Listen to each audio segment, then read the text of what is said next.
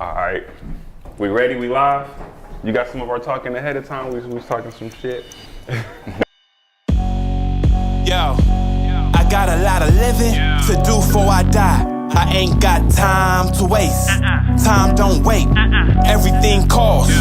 Time been money. I don't fool with homie. Slime been funny. I don't do no jokes unless I'm the one telling them. Y'all nasty like 69. Y'all boys telling. Stay away from goofies. This is not a movie. Avoiding loopholes from U-Haul, you don't move. Peace, big love, big blessings, even bigger living, everything that come with it and everything in between. You are tuned in to Thinking Out Loud with Samuel David. It's just a conversation. You see the vibes. I got a great guest today, but before I jump into introducing my guest, because once I introduce him, we off to the races. I want to give a major shout out to all our supporters, man. Thank y'all for our new subscribers, for the folks that are tuning into the show, liking and leaving comments on Thinking Out Loud with Samuel David on YouTube. The love is received. If you have not yet subscribed, I definitely would appreciate if you hit that subscribe button on YouTube. Thinking Out Loud with Samuel David, it's just a conversation. And on social medias, right? Thinking Out Loud Convo. TikTok, Instagram. Listen, we're trying to get these views up. The views count, the views matter, but I'll tell you what, it's the stories and the conversations that we have and that'll sit with your heart. So all your support is appreciated. Big shout out to Mowbray Art Gallery, our physical location. The artwork is crazy. You know the vibes. Pull up and check it out if you're in the Wichita, Kansas area. And last but not least, the man behind the lens. Big shout out to my dog, Gabriel Booker with GBC Visuals. Always say it, he might come from behind that fourth wall. The biggest love. All right, let's get to what we came here for. Today I have one of my brothers, one of my great friends for many moons, hip hop artist, producer, DJ, has his own radio show on Icon Radio. I said that right? Yep. Let's go, core DJ. Yes, sir. Let's go, member of We Go Crazy community entertainment group here in Wichita. I have the one and only DJ Cadence. Hey, man. What's up, baby? Man, appreciate you. Make me sound like I'm $1 million. You are. I appreciate it. That's a big fact. Appreciate it. Listen. We had some great convo off camera. We might jump into that, right? But you're definitely a good friend of mine, and I appreciate you pulling up today, first and foremost. Anytime, man. I'm glad to be a part of it, man. I've been seeing you do big things, you know, so it's just cool to be a part of it. So thank you for having me. Hey, 100 times. Listen, you know how I let us start the show, right? How was your spirit? Man, honestly, my spirit is cool. You know, like kind of went through a little low spirit for a little bit, you know, after Christmas. My mom's came into town and stuff like that. Right. So, you know, I had my family in town and everything. And then after that, you know, you got back to the hustle and bustle of everything, you know, and was kind of feeling a little bit down and out. But, you know, just, I think really a lot of it was just kind of talking. People kind of hit me up, asked me how I'm doing, how I'm feeling and things like that. You know, so I'm feeling better right now. Things are moving up. You know, we're doing things, so it's cool. So. I like that. I like the honesty in that, man, because it's not often as brothers that we can share. Like, yo, I was going through a down time. Like, it was a rough patch in the holidays. That's what we need. You know what I mean? Like everybody's so quick to say I'm good. You know what I mean? And we really ain't good. You know, so I think a lot of times it's good to let people know, like, man, today I don't feel good. You know what I mean? Today I'm not in that kind of mood right there. And you never know, that might bring you out of your funk to be able to get that out. You know what I mean? So I try to be as clear as I can. That's the Pisces in me, I guess. You know, the emotions side of me. So I think emotions are I think a man is at his strongest when he can acknowledge his emotions. Facts. Right? Acknowledge where they at. You may not have to succumb to that feeling, right? But when you can acknowledge, like, yo, I'm not feeling it today. Facts. I'm kind of down. Why am I feeling down? Oh, like holiday season. Holiday season's rough for me. Oh yeah, no doubt. You know what I'm saying? No doubt.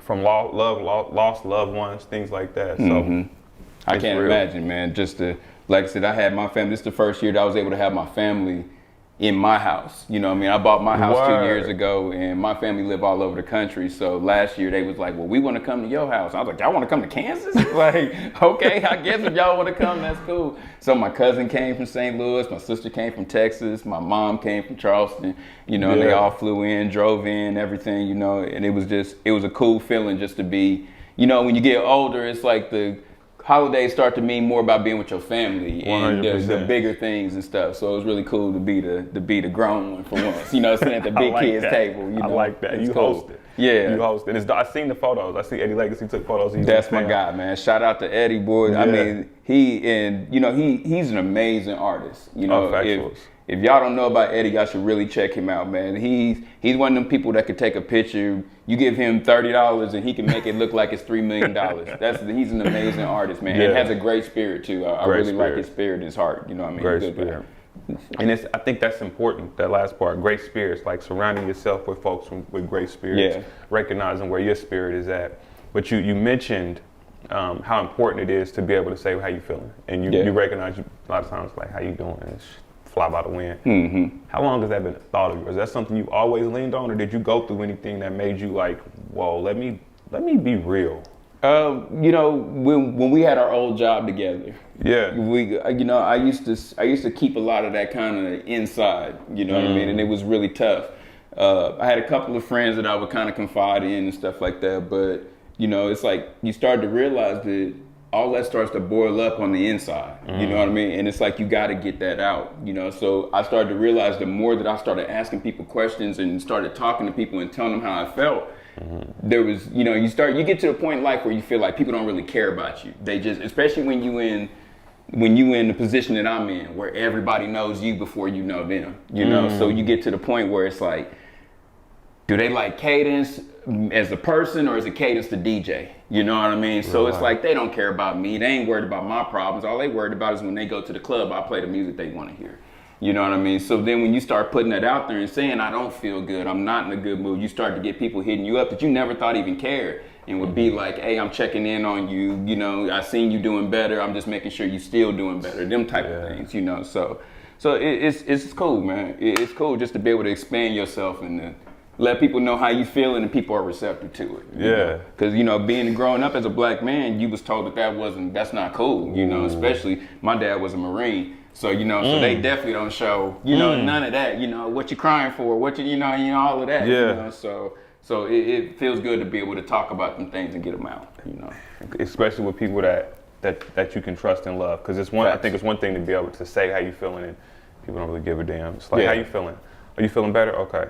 Yo, can you do this for me? Exactly. Yeah. Right. Versus that true support. Man, I love when somebody is able to say, if you need me, I'm here for you. Yeah. And they really be that there means a lot to me too. It means a lot to me too. So, bro, you mentioned your pops was a Marine. Yeah.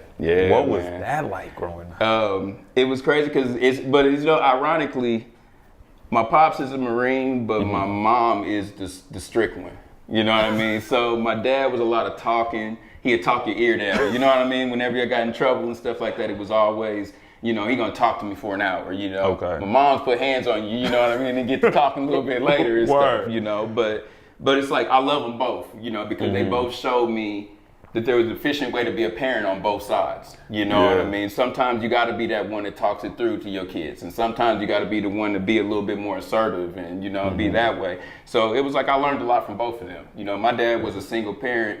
My mom and dad separated, and my dad lived in Missouri, my mom lived in Charleston. So when I started getting wild, as all kids, boys do, you know, it's time to go live with your dad and learn how to be a man, you know. So my dad, like, cool. This was in the 90s where you never seen, I was like Boys in the Hood, you know what I mean? That's what like, I'm seeing. Yeah, it's the same thing, you know what I mean? Like, my dad was really like, you got the run of the house, just be a man, act like you do what you're supposed to do, and you know, you're gonna be good. But a lot of people would ask me, did my mom pass? You know what I mean? Like, cause it was weird at that time to have somebody being, as a man, being, you know, a single parent like that. You know, so I think he did a great job. You know, for sure. Hey, I'm here. You know what I mean? That's fire. So, yeah. Man, no, that's ill. My mom was a single mom, and she raised me by herself. And she tells everybody, I love my mother to death. She tells everybody, I was raising. They look like boys, but I was raising a man. Yeah. But I tell her, like, you raised a great person. Yeah. I don't think you could have made me a man. You know what I mean? Respectfully. Yeah, respectfully. Right? Do you think from because you're a parent as well? Yeah. Right. Which parental side do you lean more so on? Like the way your pops raised you and his parental style, or like your mom's style? That's a good question, man. I would say I'm more like, more like my dad, because I'm more chill more than anything. I always felt like I don't want to yell unless I have a reason to. So when usually my kids know when I get to raising my voice, it's serious, you know. So I try not to, I try to use it that way. For you sure. know, you can't just really just beat on kids the way they did us back in the day. You can't, you can't do it the way they did us. But I think these kids are also a little bit more receptive to when you talk to them and you let them know how disappointed you are in them and things like that. And I think that as they get, if you teach your kids right when they're young, you don't have to do as much when they get older. You know, and I think that's where a lot of people kind of fall off. You know, oh, that's cute, he cussing. Oh, he doing all the little funny stuff. Put him on TikTok, that's cute. You know, and then he turned 9, 10, 11, you can't control him, and he's 16 and he locked up. You know what I mean? Like, those are kind of the steps that happen. So, I'm blessed to have good parents and have a lot of good family structure and stuff like that around me and stuff. So I try to do the same thing for my kids. That's dope. No, it takes a village. That community and that family 100%. structure is major. We were talking about off camera just about that family structure and the different things that they can pour into you, which is fire, man. Yep. I wanna jump back to Pops real quick, because you say he was a Marine. He did a lot of conversation with you. Yeah. What's one of the illest lessons, lifelong lessons, that have stuck with you as a grown man that your pops as a Marine gave you? I would say the funny thing, a lot of people when they see this, they're gonna laugh about this, but it's just getting up in the morning and getting your life started. We was always up at 4 or 5 o'clock in the morning. Even when he wasn't in the Marines anymore and he had to go to work, he would have me go to my grandmother's house. So he would wake me up at like 4 in the morning, and I'd have to go to my grandma's house, and I would get ready from school and go to school from over there. So he always taught me that if you get up early in the morning, you can get so much more done. And then by the time, you can take naps later, you can, mess around later, but get up in the morning and get stuff done. To this day, I'm a morning person, so when I leave the club at 3 in the morning, I'm usually up by 7, you know what I mean? And I'm trying to find something to do. Once the sun's up, I'm up with it, you know what I'm saying? So everybody knows me as a morning person. Like, why are you calling me this early? You know what I mean? Like, I'm completely backwards. I like to be up at night, but at the same time, if it's time to get up, I'm trying to get to it. So that's, I think, one of the biggest things he, instilled in me. Yeah, no, that's real, because it makes we all got the same 24 hours. Yeah, but we all don't maximize it. Facts, 100%. Like they say, rich people don't sleep 8, 9 hours a day. You know what I mean? If you live on the West Coast and you sleep for 9 hours a day, the East Coast has already been 3, 4 hours into business. So you missing out on all types of stuff. So it's like, if you want to be successful in life, I'm not saying you need your sleep. Don't get me wrong. You need your sleep and all that. But at the same time, you got to move when people are moving, when the markets are moving, when the business is happening and things. You can't just always be up in the middle of the night and then wondering why you're not getting nothing done. You know, that's real. So. That's real, man. I read a book. Well, I'm reading a book. Me and my daughter shared. She ain't read it. She be playing with the game. But it's written by a Marine, and it says, "Make your bed first." And it talks about, like, when you start your day, if that's your number one goal, your first goal when you wake up is to make your bed, you start your day hitting the goal, and then continue setting goals throughout the day that you can count those markers on. Yeah, that's a good thing. That's real. But man, hold on, you DJ. You up early, and you got to be up late DJing, right? How do you balance that? Like, how do you balance life from personal relationships to all of that shaboing? I'm a living, walking example of, if you love what you do, you don't work a day in your life. So I don't really ever feel like, when I'm at the club, I don't feel like I'm working. I enjoy music. Like, a lot of people don't know, I played saxophone in 3rd grade all the way through high school. I was in madrigals, so I sang. I had my own studio, like, I rapped. I did all of this stuff. Music has always been the center point of my life. So to me, I never even thought I was gonna be a DJ. This was the last thing I ever thought I was gonna do, was be a DJ. What you was gonna do? What did you want to be when you grew up? I wanted to be like Devontae or Jodeci. That's what I wanted to do. I wanted to be the cool dude in the back with the glasses, you know what I mean? Just chill, come up in the front, ladies, how you doing? And do that. That's the thing I wanted to do, you know what I mean? Be like a backup singer in Jodeci. That would have been perfect for me. So, okay, now I'm seeing something now. 'Cause I know when you DJ, you give roses to the ladies. Is that where some of that ladies' man energy came from? Well, just entertaining people. Before I was a DJ, I was always the dude that would come to the club and it'd be early. This is when you got to go back to, like, this is when people used to go to the club at 10 o'clock. You know what I mean? Like, that don't happen no more. You know what I mean? Like I barely even started working at 10, but it's like now, it's like back then we was in the club ready to party and dance at 10, 10:30, 11. If you wasn't at the club by 11, you wasn't getting in. Wow. You know, so I was one of them people that would come to the club and it didn't matter if there was 4 people or 400. I'm on the dance floor dancing. So to me, it was always about entertainment. You know what I mean? So as a DJ, I looked at it when I seen DJs, I said, 1, they don't play the music that I like. 2, I feel like a lot of times they're not entertaining me. You know what I mean? Like I want to be entertained. So that's why I started doing the things that I was doing. So when I became a DJ, it was like people didn't even know my name at the time. All they knew was, oh, that's the dude to be running around dancing, and then he go up and DJ, you know, and then he DJing and dancing. Because I just wanted to have fun, you know what I mean? So that's always what it's been about with me. Because people say, it looks like you're enjoying yourself. I am. I'm having a blast. Word. You know? So it's fun to see you because you really get busy.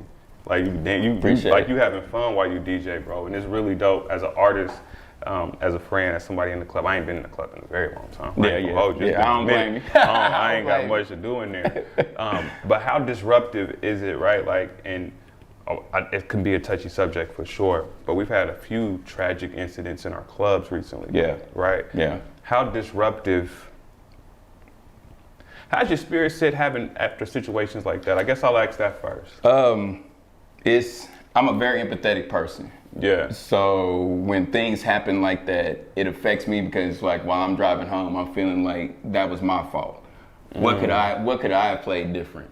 You know what I mean? What could I have said different in the room to make that one person that did something stupid for the rest of us not feel that type of way to where they had to be focused on that person instead of being focused on the music and the atmosphere I'm trying to present to people. Yeah. A lot of those type of thoughts go on in your head. I've been through, I've been DJing since I think it was 2008, I want to say, 2007, something like that. And this last 3 years is the first time I've ever had anything happen inside the club, starting with Enigma, and then Heroes had a problem, and then Rock Island, and then the party at Onyx. Rock Island and Onyx happened in the same weekend. Yeah, I want you to keep going, but I just got to add the caveat, because it's not just folks fighting. Yeah, right. Yeah. Like when that's why I'm asking that question for you, and I just want to make sure that folks watching know that it's not just like fighting in the club. These are like incidents that have ended traumatic. Yeah, like there's like people who have pulled out guns. We've had people shot. We've had people killed. It's sad because people get away from what they got going on in life. They come to the club to get away from that type of stuff. And then it's like one person messes it up for everybody because they they woke up on the wrong side of the bed or had a wrong attitude or they scared or whatever, whatever the reason is, you know what I mean? It's like, it's just, you don't realize not only are you ruining your life, you ruining the person that you're trying to mess with, you ruining the people at the club, like I'm not gonna be at the club for the next month. I've taken the time to try and go away from the club for a little bit just to kind of get my mental space right. That's important. And and it's like that costs me money. You know what I mean? Like they don't think about that. Like the bartender at the club now ain't gonna have the type of money that they would normally make. And things like that. There's so much that goes into it. So it's just a sad situation. There's so many. And it happens constantly in Wichita. You know what I mean? Like we can all go back years after years after years. It's gotten worse right now. Don't get me wrong, it's gotten worse now. But we've had constant issues of people just fighting and all these problems in the bars and the clubs and stuff. And it's really sad because all we want to do is play good music. So. No, that's real. And people want to go out and have fun. Yeah. And I gotta jump back a little bit because you said you get to thinking like, what could you have done different? Yeah. And as an empathetic person, I understand that, right? Because we often recognize your power in situations. Oh, no doubt, yeah. But I just got to tell you, bro, there's probably nothing you can do. Yeah. You know what I'm saying? Like, and I hope you have that peace. I appreciate that. I mean, you know it on the inside. There's not a whole lot you can do, but at the same time, it's like for example, when I went to bed that night, I woke up and my first thought was, what could I have done differently? You know what I mean? Not even, that's just my subconscious asking me, you know what I mean? Like, I wasn't DJing at the time, AC was DJing, and I was MCing, and I was like, well, man, maybe if I'd have been out on the dance floor, maybe that would, but then it's like, maybe I'd have got shot. You know what I mean? Like, there's so much else that could have happened because of that. So it's like, it's good to have, like I said, the people contacting you and saying how you feel and what's going on and things like that, so you can get them kind of thoughts out and stuff like that, because it's traumatic, you know what I mean? It's 100%. Traumatic, like I'm watching a movie and the movie's like there's a loud pop, like the dude slams his hand down on the table, and it's like my mind automatically goes to, that weekend, Word. And like I said, it's just sad, man. It's just really sad because it gives us a bad reputation. It gives the Old Town a bad reputation. It gives the clubs a bad reputation. It gives hip hop a bad retation, and things like that, to where people my age, they don't even want to go out because of these type of situations. When they like, oh man, I ain't been out, I'm like, ain't nothing wrong with you not going out. I don't blame you because one, they don't want to be in the club with their kids. You know what I mean? That's a real thing. Two, they like, it's not safe. You know what I mean? These people don't have nothing to live for, and I do when it comes down to it. So I'm gonna sit at home and and chill. So I get it why they feel that way. Word. And I mean, it's not even just hip hop. I know one instance happened at an R&B night, and it's the whack part about those type of things. Like again, if it's a fight in the club, that's one thing. Yeah. But more times than not, when somebody they pulling up with that energy. Yeah. Like when they coming with negative energy, they pulling up like ready to be disruptive. Yeah, I was at the R&B one too when that happened there, and it's like it's one of them things where it's just like we had never had a fight, an argument, anything go on because that's not the vibe of R&B. You know what I mean? We all in there singing, everybody holding hands, kumbaya, and and everything, and then something like that happens. Yeah. And like it's just sad. It really is sad that like I said, we can't just have a good time and enjoy ourselves and stuff like that. And I don't know what the answer is because we've tried everything from the dress codes to putting people on ban lists to to knowing who the people are that cause the problems and keeping them out the clubs. And I mean, we've tried everything. So it's just an unfortunate situation. No, it really is, man. You said y'all do a lot of different things. I know I'm in some of the groups y'all communicate with, right? How do y'all maintain collectively? Like, how do y'all maintain that balance of like, okay, we're gonna continue to provide fun energy, right, while taking that folks may fear for safety in consideration? Yeah, it's just keeping an eye on your surroundings. Really, a whole lot of what it is. A lot of times you get in the club as a DJ and people think, oh, Cadence tripping, what he playing? Why is he playing this? You know what I mean? I wish he would play more of this artist or this artist. And they don't understand that my mindset is thinking about the way the club is going, the atmosphere that's in the room. If I'm seeing people just standing around, if I'm seeing the people who normally would cause problems starting to kind of eyeball each other across the room, like those are the things that I'm looking for that people ain't really paying attention to in the room because they drinking, they having a good time, enjoying themselves. They're not supposed to be looking for that. That's my job. You know what I mean? So it's like those are the things that they miss out on because they think as a DJ, I'm just in there playing music. You know what I mean? They don't understand half the stuff I play in the club, I don't listen to at home. You know what I mean? That's not my vibe. You know what I mean? But I'm in here to play music for the people in here to make sure they have a good time. Straight up. So your ideal night, if you was going strictly off the people responding to your energy with what you mixing, top 3 songs you play in the club. Who? I don't know because it would depend on who's in the club. You know what I mean? Like I feel like I'm a pretty diverse person. I like to play all types of music. I love 90s stuff. So, like if I could just play anything, if I'm in heaven, they like put you in a room and go DJ somewhere. Go crazy. Go DJ for Jesus. Yeah, I'm gonna be in the 90s and the 2000s, the early 2000s bag. I think music was different at that time. Like even we were saying earlier, even the music that was really like the gangster music still had a message behind it. You know what I mean? Even if it wasn't a message you necessarily wanted to hear at that time, it was still a message that was put behind it. And there was more diversity in the music because everybody wanted to be different. Now it's gotten to the point where it's like everybody wants to be popular. So to be popular, I gotta rap like Migos. I gotta rap like Uzi. I gotta have a beat like, like these guys. You know what I mean? So that way I can get on and get to where they at. So nobody believes in the process no more. That's what's changed in music, So I'm more of that's why I like a lot more of the old stuff, and it carries. You know what I mean? I can play a lot of that stuff that was out 6 months ago. That was #1 hits. I play in the club, it'll clear the whole dance floor.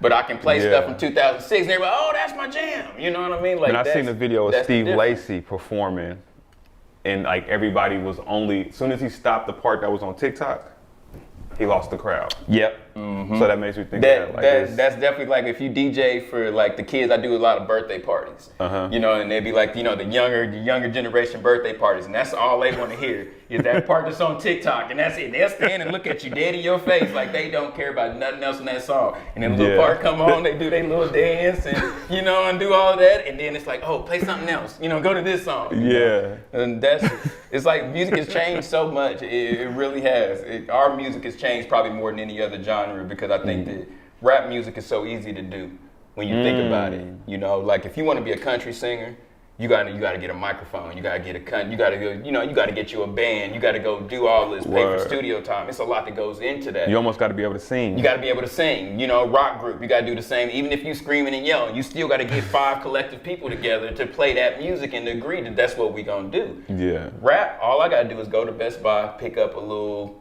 you know, a little controller thing. Boom, I'm in here.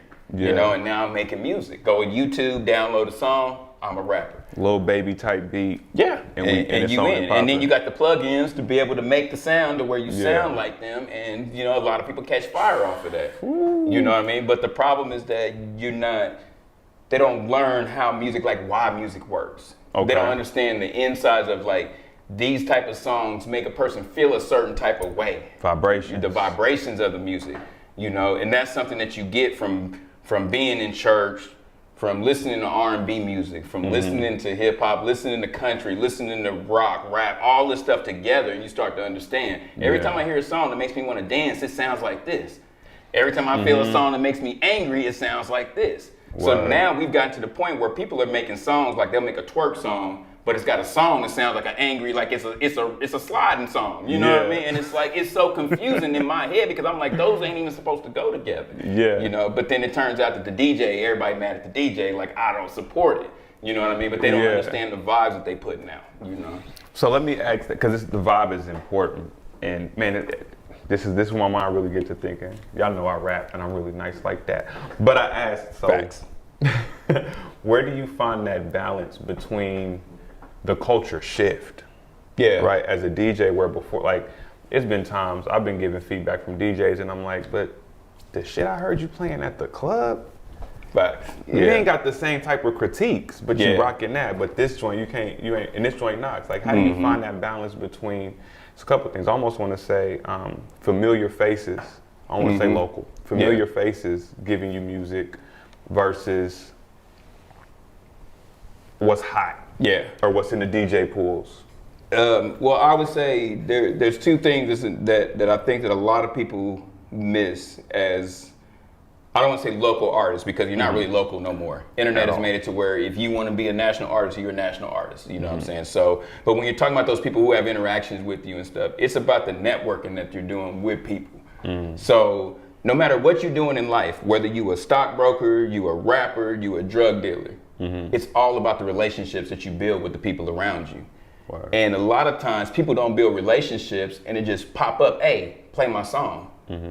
Now you gotta realize, one, my job is not to play music for you. My job is to play music for y'all. You know what I mean? So if they don't know your music, it's real hard for me to just throw your song in the middle of that.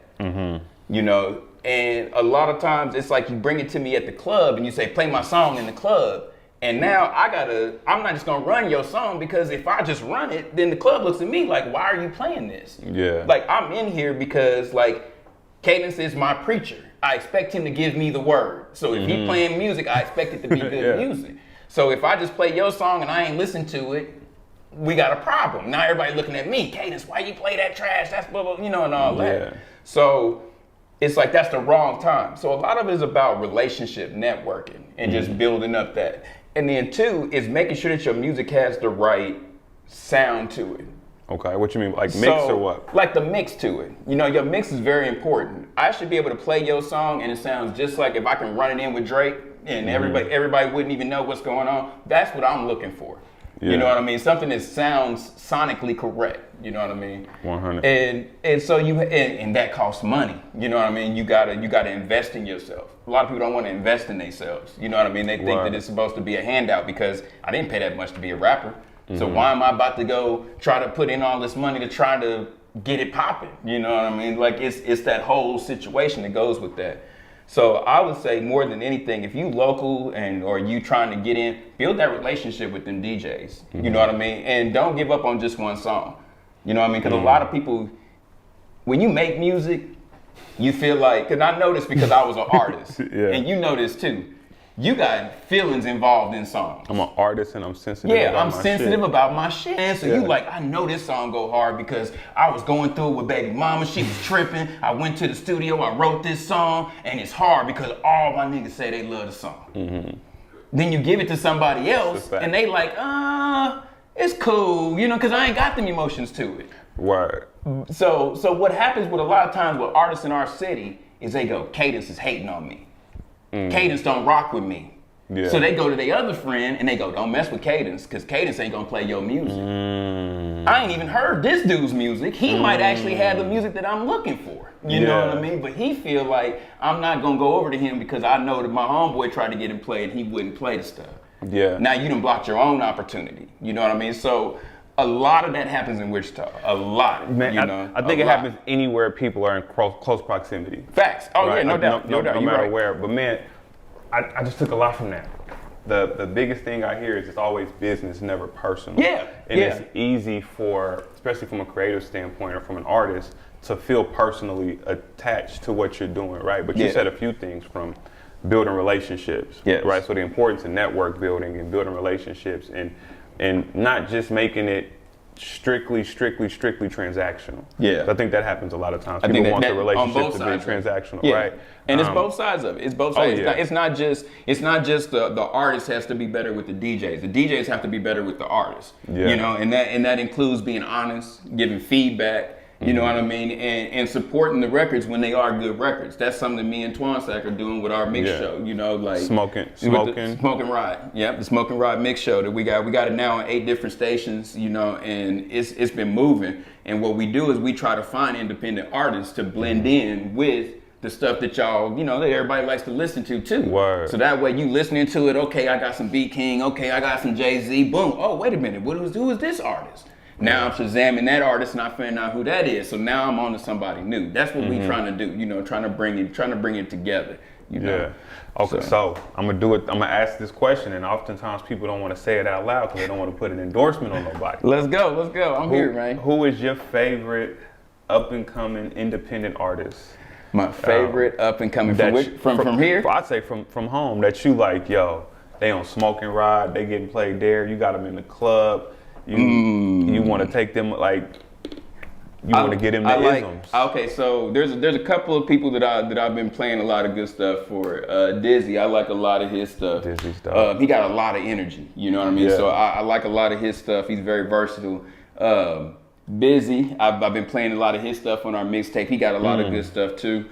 So he's real dope. I like all the older artists too. I've been playing Rest in Peace to Deezy. I've been playing his song a lot from the North. You know, so it's, you know, like I try to play a little bit of a lot of people. Jay Boyd, I play him a lot too. Dope. So, you know, just Boss Made. I mean, I could go on and on. It's like, but it's like I don't really have my mind on one artist really. Yeah. Because all of them bring something different to the table.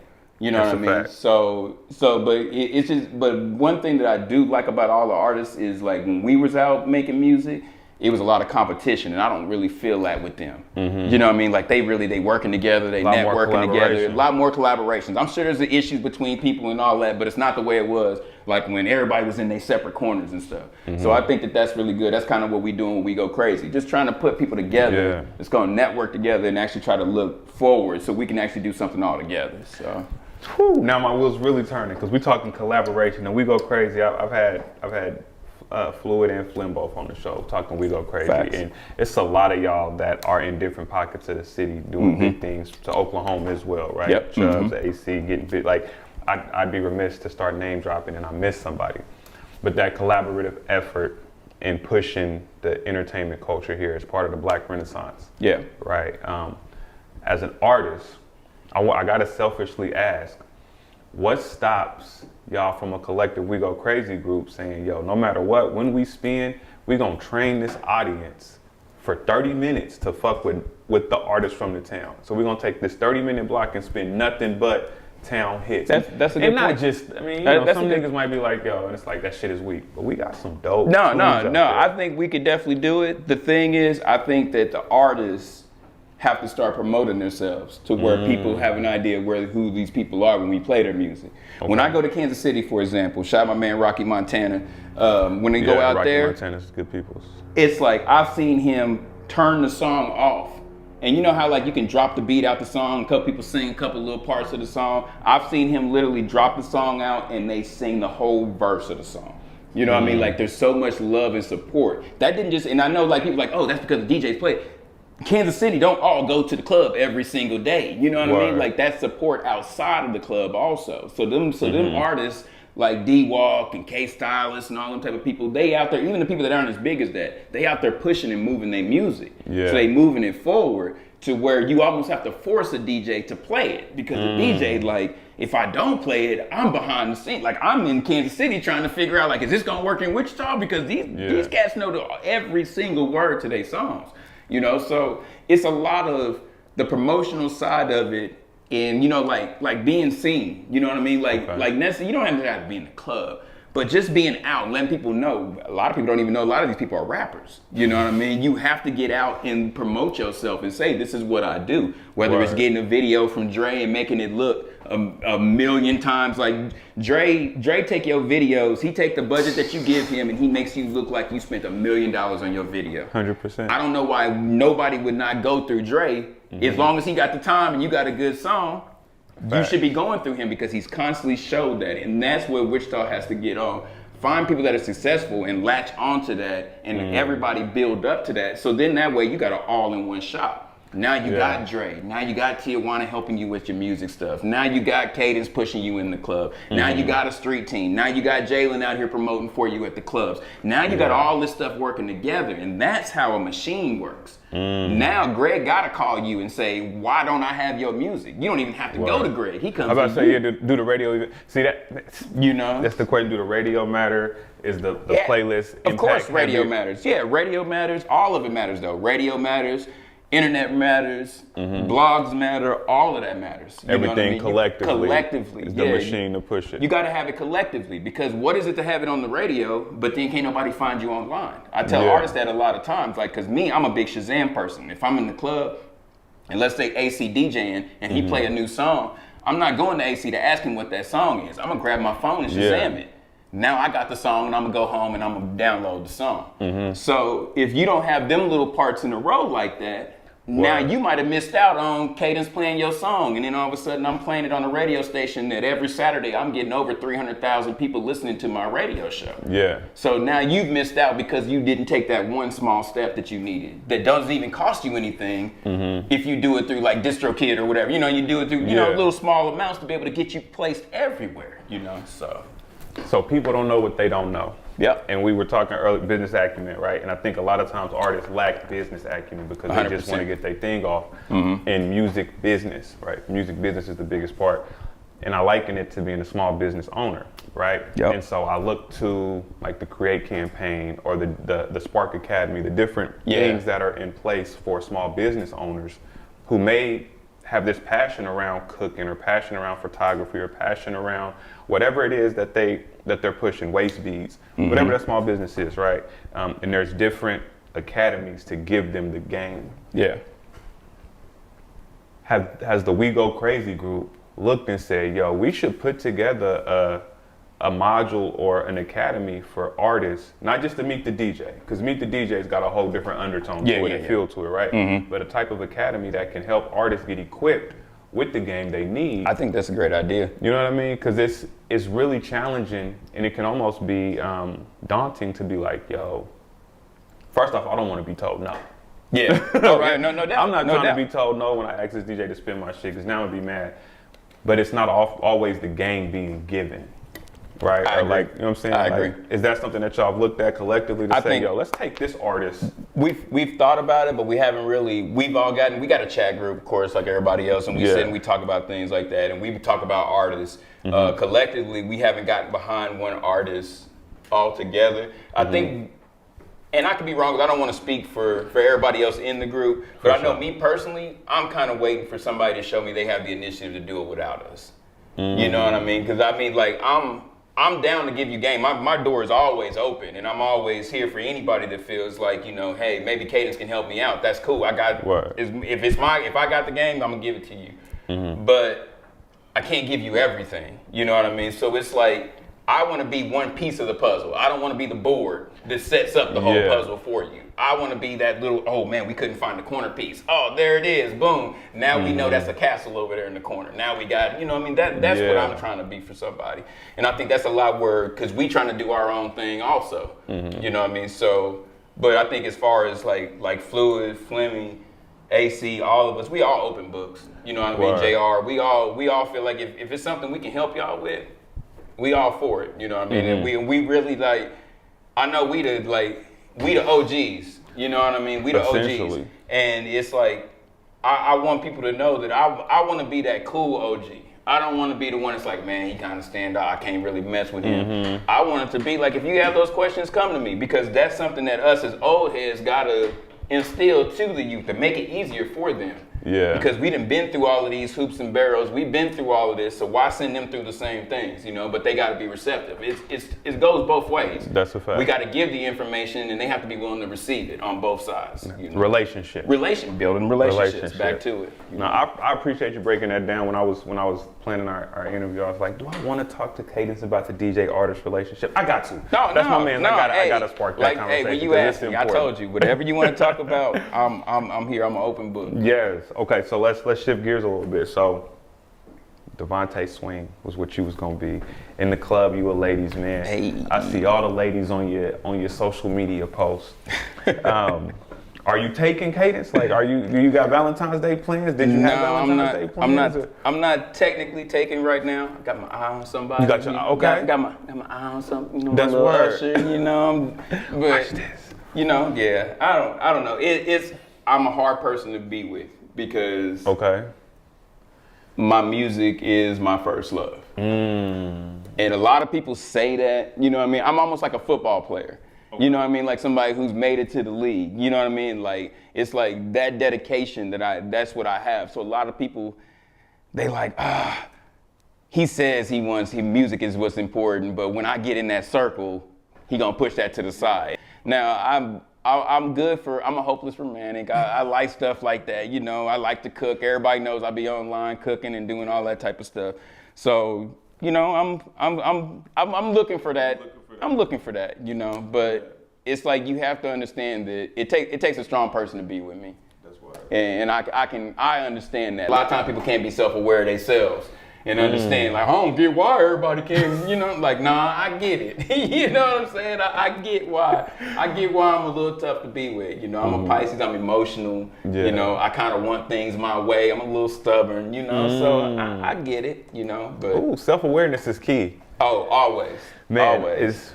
I asked the relationship thing because, you know, I'm 12 years in this year, married, right? And my marriage y'all look so happy and everything. I mean, I know people go through their stuff, you know, and stuff, but y'all is like relationship goals. You know I appreciate that. So shout out to y'all, man. I think that's real dope. We go through what two people who have a common goal, but may go about it different ways. We go through what they go through. Yeah. But at the end of the day, we know our goal is our goal collectively, and our individual goals are supported. So we're gonna find every way to make sure that happens. That's beautiful. So what y'all see on the internet is real motherfucking life. But no, so being married, as long as I've been married, man, it's a struggle to see different family or friends like going through divorces even, right? Yeah. And looking at that, I couldn't imagine in today's age being single and having like the idea of what a relationship could look like, because y'all see everything the other person is doing before y'all even engage in relationship, right? Yeah. And being older, it's definitely weird, like going through what it's like to date back then and to date now. You know, it's completely different. You know? So. I don't like it. You don't like it? No, I don't like it. I really ain't. But yeah, relationship stuff. So you were saying? Yeah, so I don't really like the dating the way it is right now. Like it's so transactional these days. Yeah. You know what I mean? It's just like, it's all about what you can do for me and, you know, these days, you know, and And being a man that, like, not to talk my shit, Sorry, but to be like, to feel like I'm pretty much got my stuff together. Everybody's got a little bit to work on, but you know what I'm saying? But I feel like I got my stuff together, you know, and it's just like, my patience is super thin, you know what I mean? So it's like one small thing, it's like, boom, they gone. Like, nah, I ain't got time for that. You know what I mean? And it's like, so it's tough. I don't do it. Yeah, I ain't mad at it. So when you look at relationships and you look at the opposite sex, and social media as well, like I'm seeing even in joints where they like dinner with me or movies, and it's stuff like that. Everybody is putting everything on blast what they're doing in their relationship, and you just gave me a kudos for my relationship on the internet, but I digress. But you say it's become transactional.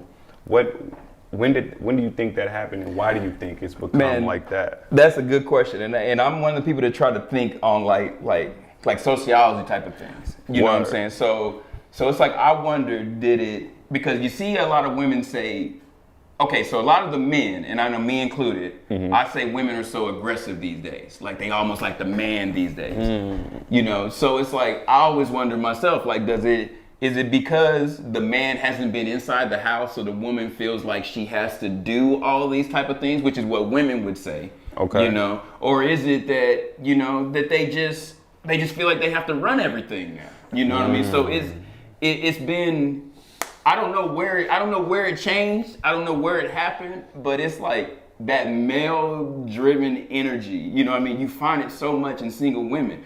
And a lot of them will be like, I'm looking for a husband, I'm looking for a boyfriend, I'm looking for this, you know, and that. And they lay it all out, you know what I mean? But the energy that they give you is very like that masculine type of energy. And it's like, I got to the point where I'm like, I'm mad. I'm telling girls, like, I'm just tired of all this masculine energy y'all keep putting out. And they like, well, why do you think I have to put this masculine? Because I've been around fuck niggas my whole life, and I have to feel like this is how I have to be able to get anything done.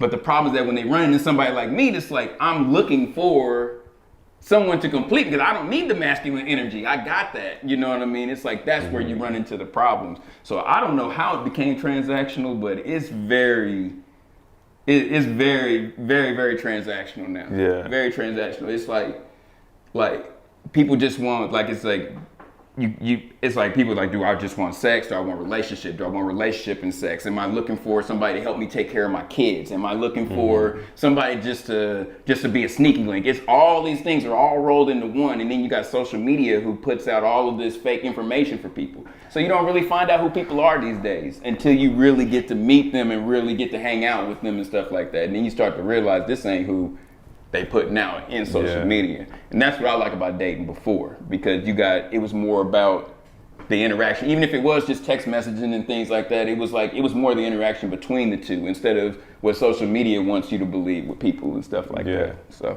you dropping some isms in. I just have to say, ladies, I didn't say none of that. That was Cadence's views. Hey, I know somebody gonna be mad about it, but that's the truth though. I feel like it's a lot of masculine energy out here, and I don't blame them for it. I don't blame them for it, because there is a lot of times where these women have had to kind of step up and be the man and the woman. So it's hard for them to understand when to be led and when to actually lead. You know what I mean? So I get it, but... No, but I think there's a lot of truth in that, right? Is as women have become more and more empowered over generations, right? I think there is a disconnect on what each side of a relationship is really needing. Yeah. Right? Not necessarily what you want, but what do you need to be in your partnership? I don't think we ask enough of what the other person needs. I think that's something that my last relationship was me just kind of assuming this is what she needs to be happy in this relationship, and also on the other side, she already knows what I need to be happy in this relationship. So there's no conversation in the middle of it to say that this is what I want. This is what you want. Let's find a way to put this together. Y'all both mind readers. Exactly. So we both over here trying to read minds, and then you break up and everybody starts talking. Then you want to talk after everybody breaks up. And then it's like, oh, okay, now I get it. Now I see why this didn't work A, B, and C, because we wasn't communicating with each other. And so communication and comprehension are so important. Not just what you say, but make sure the other person receives it. Man, when I look at some of the homies, or even the internet, I'm like, yo, nobody's giving anybody room to grow. 100%. It's like, let's start this relationship, and I want you to come in this relationship fully who you are, fully who you gonna be in life, not recognizing like, yo, we go through things. Like, something I say about marriage is like, I'm at the core, I'm who I was when I first got married, but things have happened in my life that have shifted my views, my thoughts, the way I communicate even, to bring me to where I am now.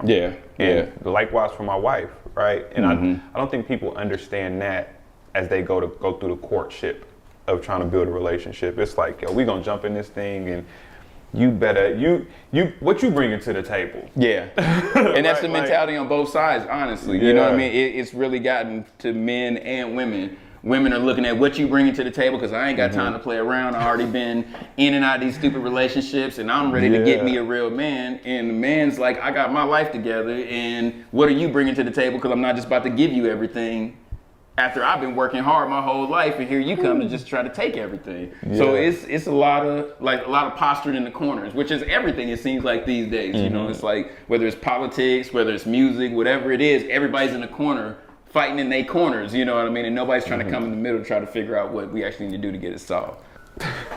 So I blame social media for the posturing, because then everybody's got their views, their thoughts, they put everything out there, and they make it look all grand and how they look it, right?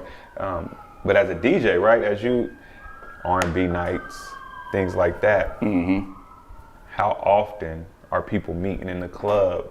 Like, how often are you in the club DJing, you see the lady and the man might be getting their thing on, then the next week you're getting busy, and okay, they're a little closer than they was the last time I was. It's weird because it's not really like that no more. Like I used to see that back in the day, because being in the DJ booth, you could always see how everything works. You know what I mean? It was why I was always kind of offish to try and holler at girls, because I would look out from the stage and I would see how a dude, you could see him in his look, he'd be like, oh yeah, I'm gonna go talk to her. And he'd start dancing and kind of move his way over to her, you know, and everything. She'd get close to him, and that homegirl come pull her, you know what I mean? And come tap my, girl, you gotta go, we going to the bathroom, you know, and all. And I was like, ooh, that can't be me, because I'm watching, so I'm embarrassed for him. You know, so I think now everything is it's all on phone, you know what I mean? So everybody just, you know, whatever, they just popping off the phone, internet, and then it just kind of goes from there. But you very seldomly ever see, you know, like, people kind of talking, next thing you know, they in the club and they hanging out together and all that. Like, it's not really the vibe no more. They don't really have that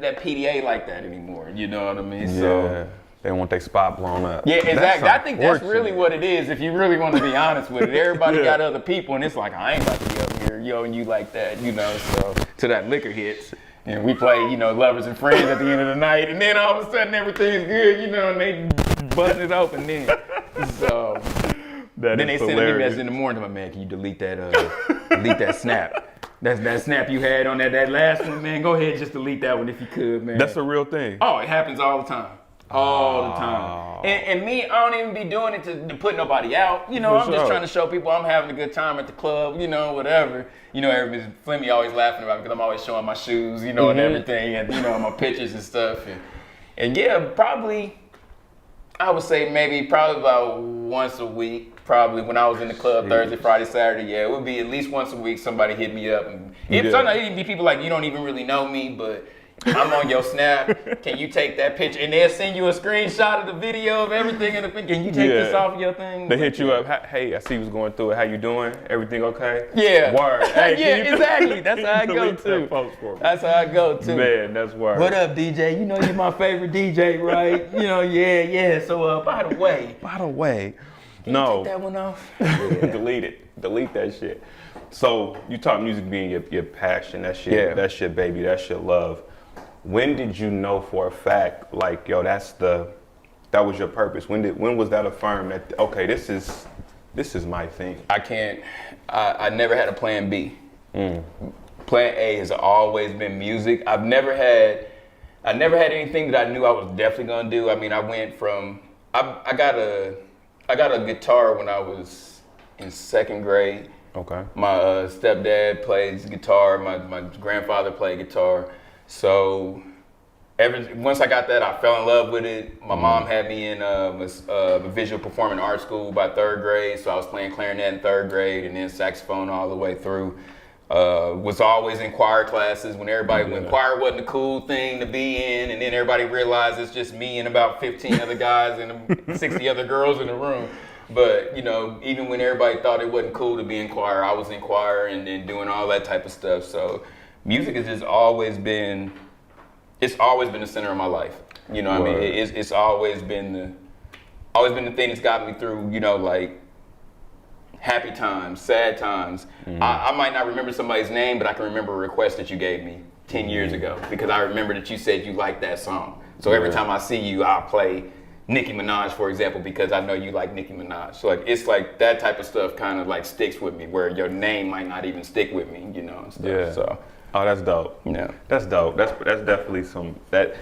Music is all about the vibrations and how it makes people feel. Like you mentioned, sometimes people don't know why it makes them feel that way, but it's a legit vibration, the chords, all of that. I won't get technical, but it's dope to be able to be the curator of that energy for people. I love it. You know what I'm saying? I love it. I've done weddings for people where they was like, we met at the club. You know, like me and my husband met at the club and we want you to be our DJ.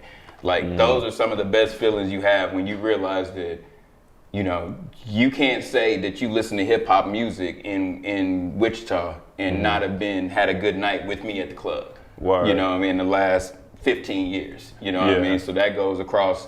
I'm starting to run into people, like I said, oh, you know, my mom's, you know, and stuff like that. You know, it's like, it's starting to get like that, you know, like, so I've went through generations of people coming to the club, and when I had a good night for my birthday, my 23rd birthday, or my 33rd birthday, you know, whatever, Cadence was there, Cadence rocked it out, I had a good time, you know what I mean? And that's a good feeling to have, you know what I mean? So it's real cool.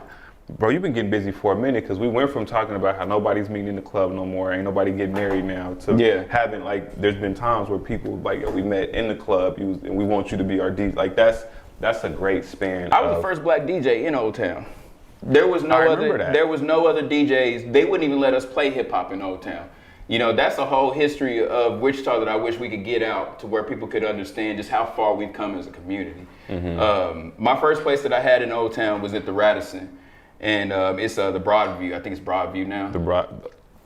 Jury Hotel. So like when I was in there, everybody was playing like they play country all night or play pop all night, and then for like a best butt contest or something like that, a shake your ass contest, they'd play some, you know, shake that ass bitch, or some little, you know, Tootsie Roll stuff that's very cool PC rap music.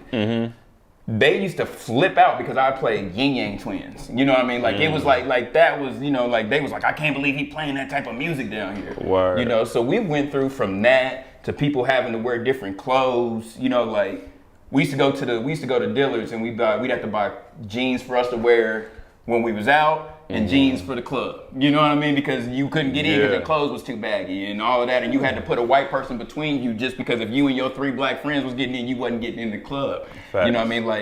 Like I've been through so many different places, from Loco Joe's, Lightning Joe's, Radisson, the Max, Doc Howard's. Everybody loves Doc's. You know what I mean? Liquid, you know, Rock Island. I mean, it just goes on and on, man. I've been in so many places, and I'm just blessed. You know what I mean? Because it's amazing to feel, just to see so much turn. You know what I mean? And how music has changed, and I can still be relevant at that time. You know what I mean? So to me, it's a blessing. No, that's a real life blessing, bro. And it's ill to think. I remember a lot of those things.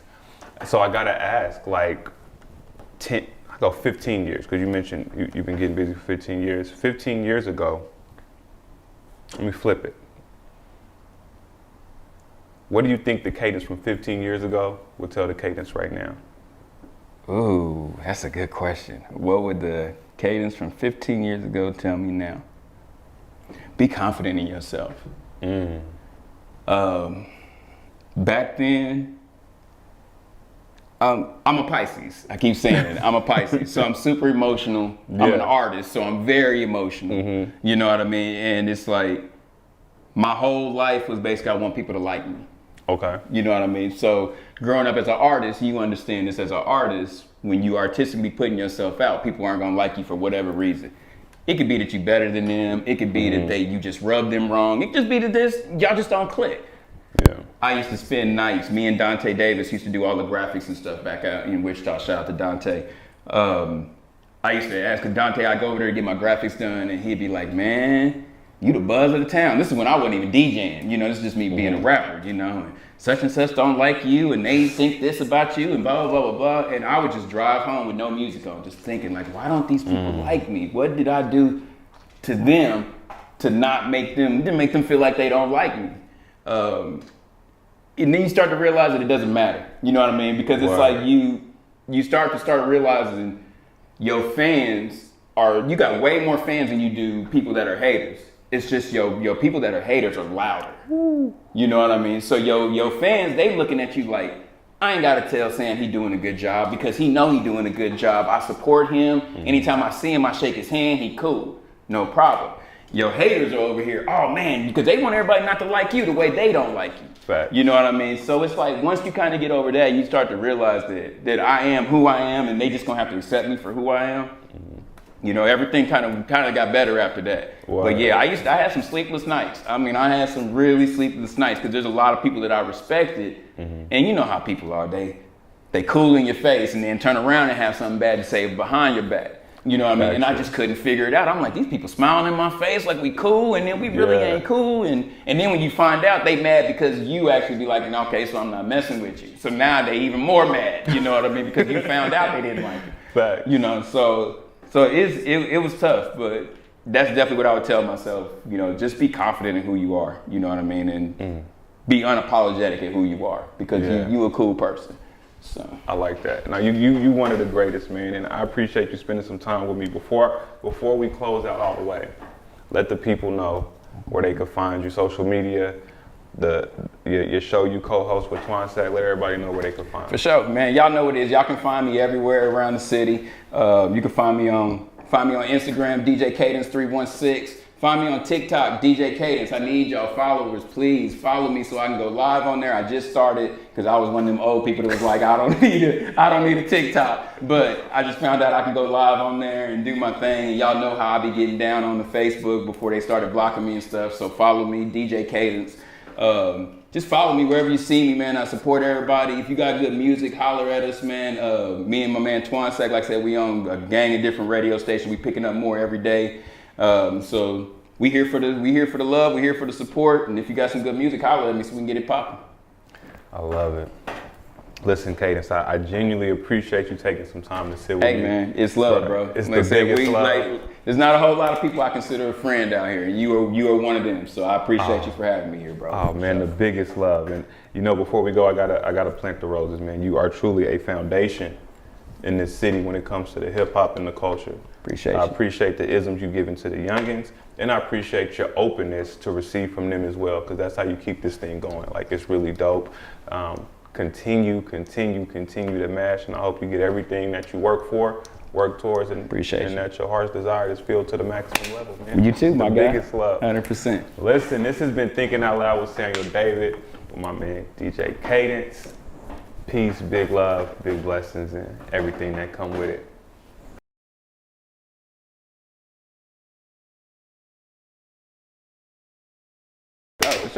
This was fun. I got a lot of living to do before I die. I ain't got time to waste. Time don't wait. Everything costs. Time been money. I don't fool with homie. Slime been funny. I don't do no jokes unless I'm the one telling them. Y'all nasty like 69. Y'all boys telling. Stay away from goofies. This is not a movie. Avoiding loopholes from U-Haul, you don't move me.